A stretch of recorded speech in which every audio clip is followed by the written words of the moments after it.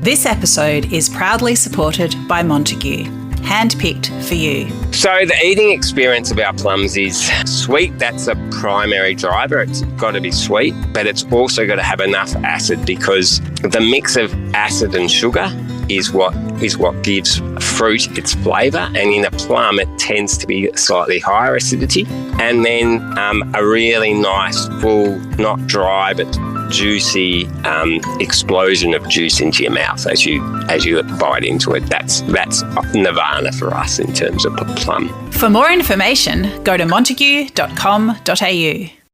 But just the fact that, I can really educate people to what's going on here and, bring some of that culture of great chefs and stuff as well down to Apollo Bay to showcase it. So it's a bit of a combination of all the things I love.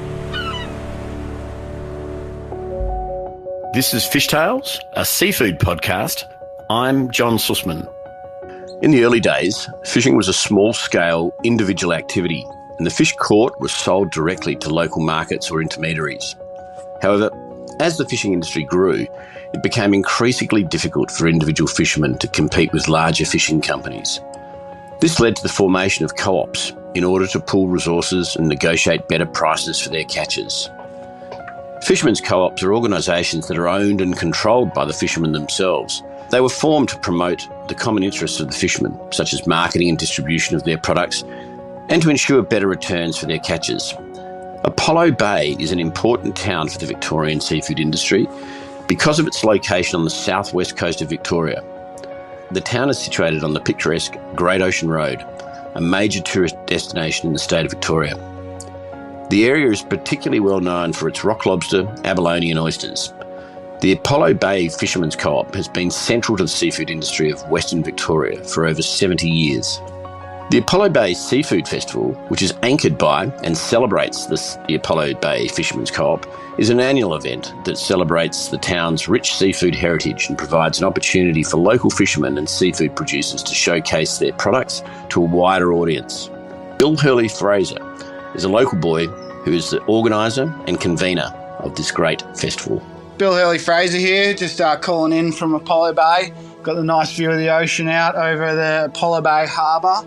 So we're in sort of the middle of the Great Ocean Road here, between sort of smack bang between Torquay and Warrnambool.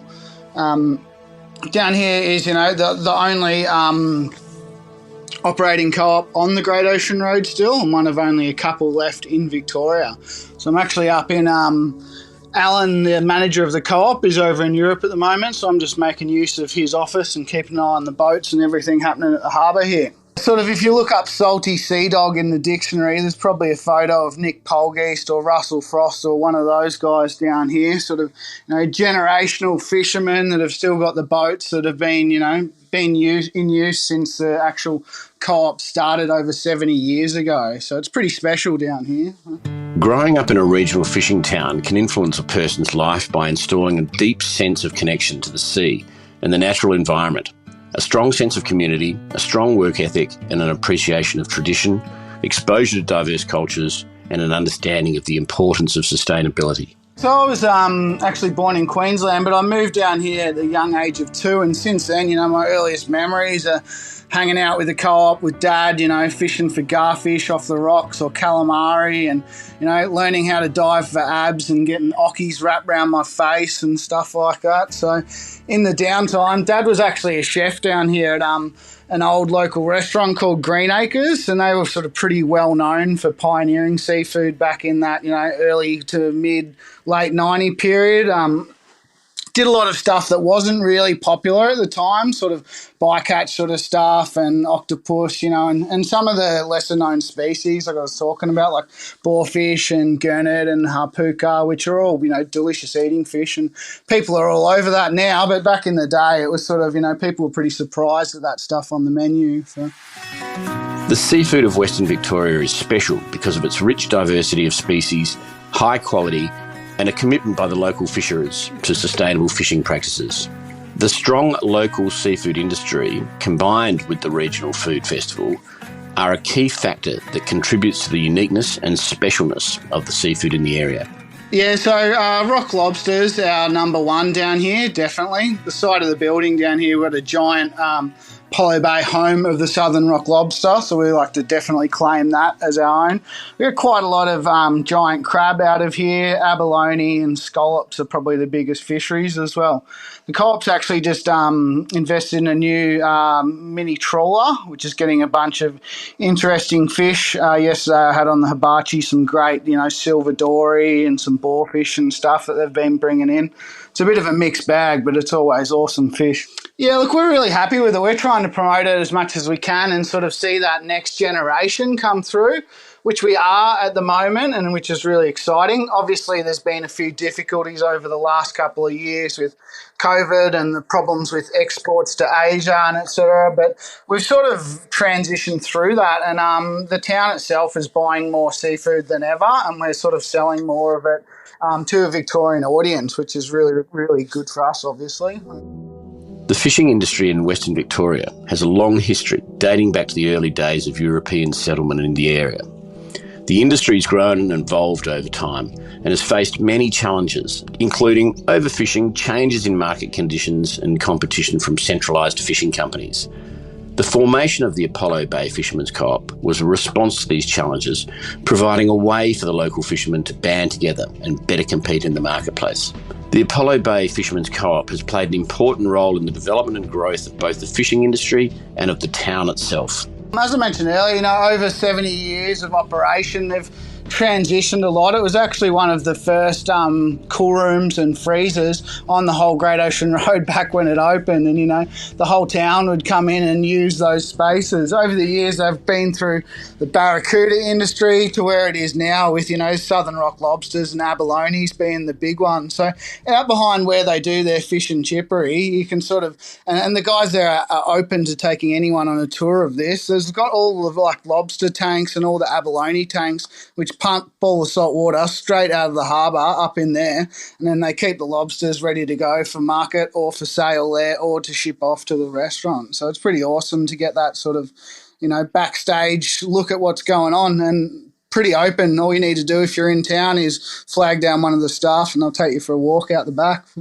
It's interesting. I'm only in my mid-30s and there's a couple of young guys here that, as I said, their next generation of coming through.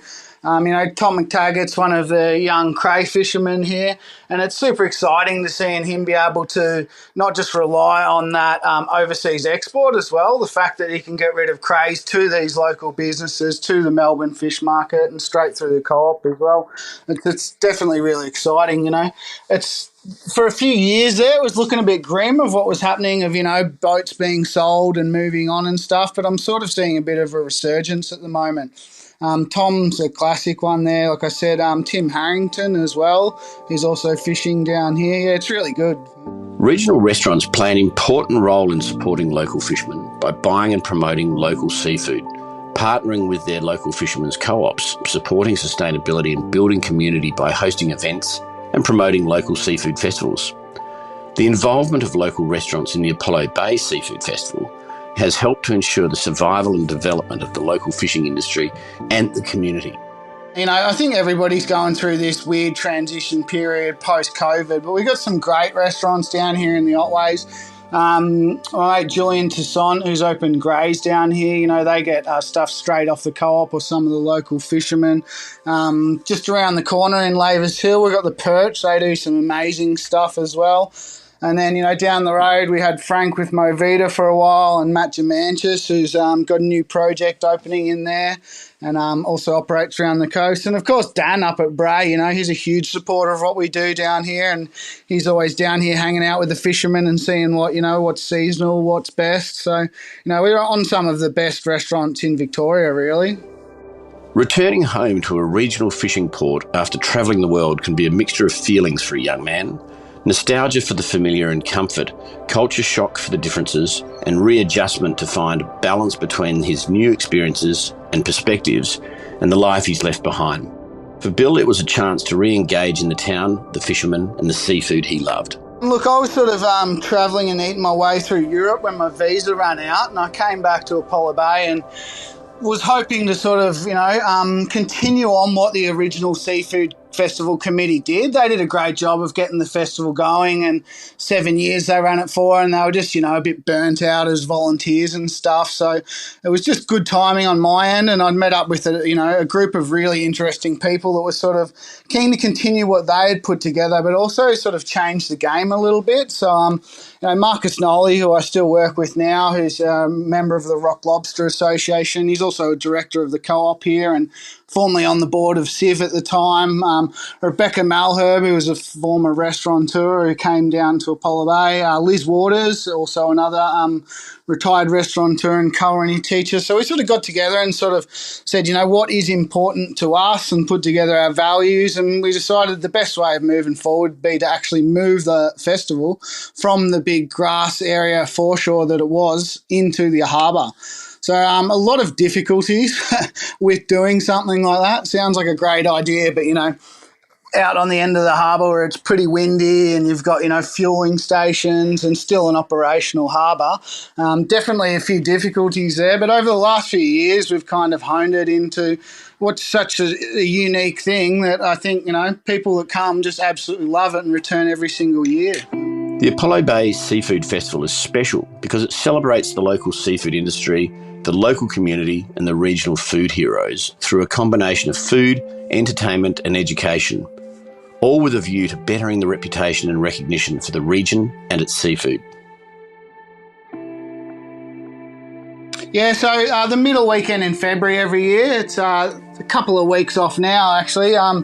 Saturday the 18th of February is the date this year. And look, I guess the food vendors and pop-up restaurants is the main draw card from the festival. We've had some great ones over the years, like Nick from Soda Fish and the Atlantic's come down. We've had, your Movitas and Alejandro from Farmer's Daughters. But to me, I think what really makes it is having like the locals' involvement of stuff that you can't get anywhere else. So, Sally down here runs the Apollo Bay Bakery. She does her famous scallop pies out on the end. We've got our the Perch, the restaurant I mentioned earlier. They do abalone and lobster rolls.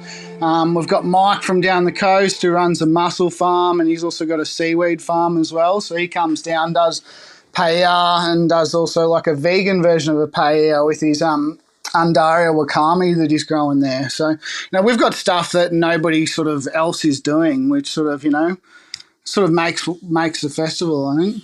So before COVID, we had like in our giant hall down here, we had like a big sit-down dinner where we'd invite a guest chef to come along. And we thought after what has happened with COVID, we were just trying to figure out other ways to give back to the local businesses down here. So this year, instead of doing one big dinner in the hall, we're actually splitting it up into the local restaurants. So Casalingo down here, Sandy Feet, which is a sort of local Indigenous restaurant.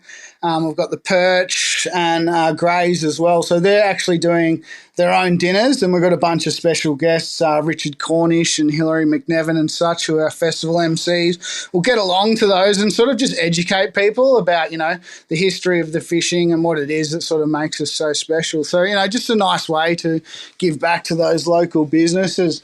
Then Saturday is the big one, the Harbour Day down here. A new inclusion that we've got this year is we're going to be doing a bunch of cooking demonstrations, which are sort of focused on underutilised and underappreciated seafood. We're trying to get a little bit away from that, 90s style cooking TV, cooking demonstrations, and more into what sort of we think eating seafood is. So we just bought a bunch of giant hibachi grills, and we've got, Rosa Mitchell from Rosa's Canteen. She's going to be coming down and charring some sardines. We got Paul West from the ABC. He's going to come down here and get some oki on the char grill. Peter Hilke's doing black lip abalone for people. And then we've got like a bunch of these underappreciated local fish that people sort of don't know how to eat. Stuff like the wrasse down here. So, Jenna North, who's at Lucy Lou's, she'll be doing like a sashimi dish based on a couple of those fish that are a bit underappreciated. But yes, there's always tickets on the door. They're on sale on our website now, but feel free to rock up if anybody's interested. Goes from 11 a.m, where we'll be actually kicking off with like an off-the-boat seafood market. So a couple of those younger fishermen that I was speaking of will actually be selling, crayfish straight off the boat, the giant crabs. We're going to have a bunch of fish and stuff as well. Then it'll go on through to about 8 p.m. While it's always fun to have plenty to eat and drink at a festival, it's also important for food festivals to have an educational program because it raises awareness about local food production, promotes local food, supports the local economy, encourages sustainable practices and builds community spirit. Yeah, exactly. So Sunday we kind of like to, while we've got these people in town, is just sort of educate them about what we are and sort of what we see the future being. We sort of start off the day with those local older fishermen, Russell Frost, we've got Nick Polgeest and Marcus, who sits on the committee, along with Dave Riley from the VFA, and then Lisa Depler, who runs the Otway Climate Emergency Action Network group here. So just sort of a bit of an update of what's happening in the ocean, the environment, and sort of, what we sort of need to do. Goes into a bit more of the ocean science stuff. We've got, the nature-based coastal defence solutions with Rebecca from Melbourne Uni, Dr. Paul Carnell's coming down here from the Blue Carbon Lab. We're sort of going to go into a bit of some of the traditional Indigenous eel use around here at Budge Bim, bit of aquaculture sort of stuff. Then we've got a bunch of chefs talking about what we're calling eating the problem. So that's sort of, pest species in there and some of the undaria that's affecting the harbour at the moment. And then also a bit of the land-based stuff as well, feral deer and feral pigs as well, which we're having a bit of a problem with. So, we've got Paul West coming down to speak, Dan Hunter from Bray, Jerry Meyer and Matt Gemantis as well. So it's going to be a pretty packed day of a range of different topics that'll sort of, tie together what we're all about. The unique aspect of the Apollo Bay Seafood Festival is the involvement of the local seafood industry and the co-op.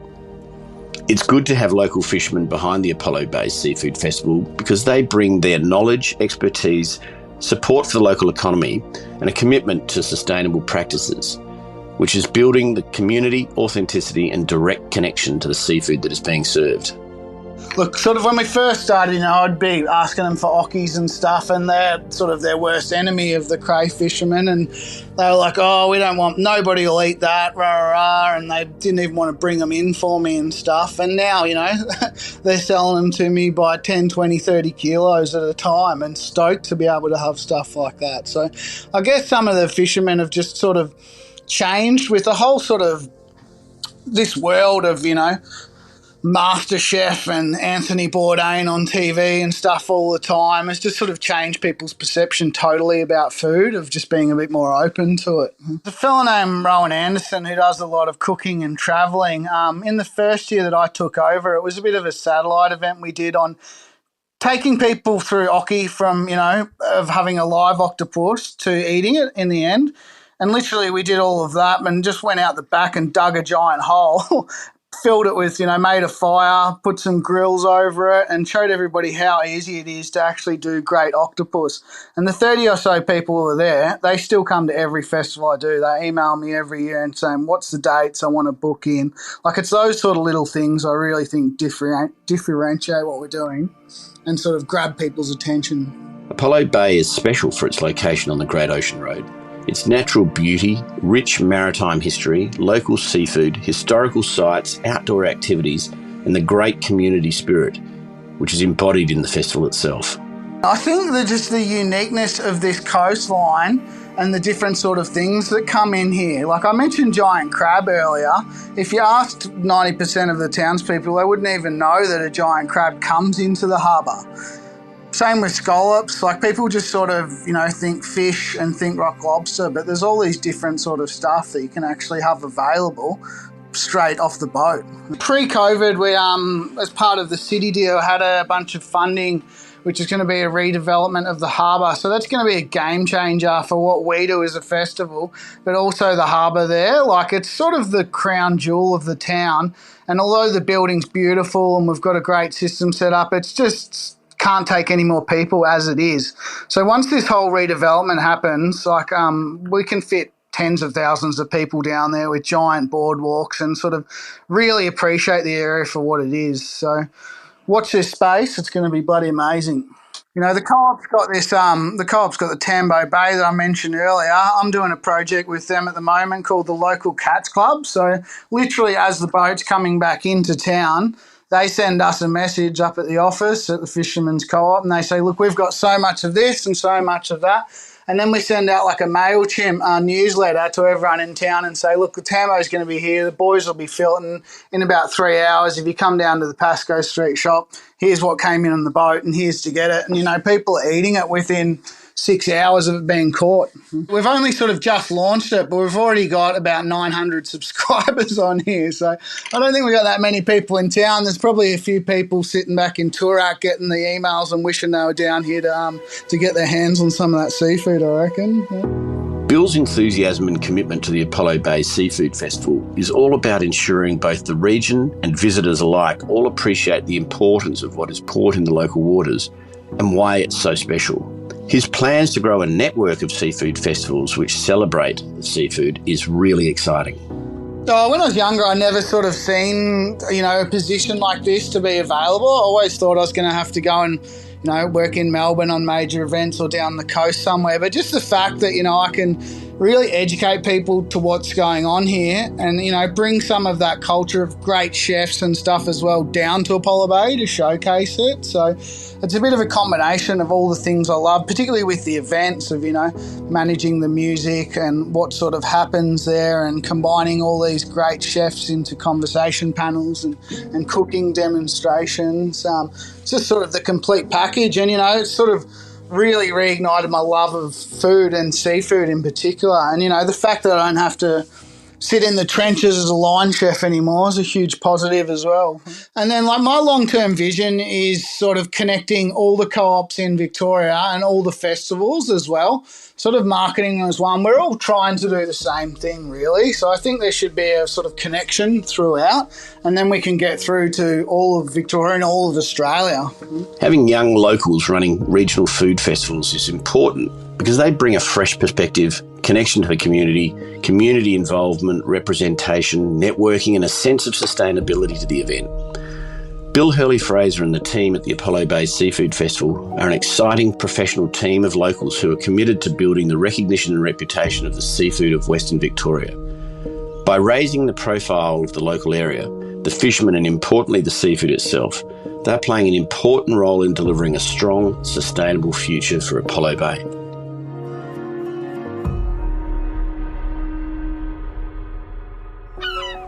This is Fishtales, a seafood podcast.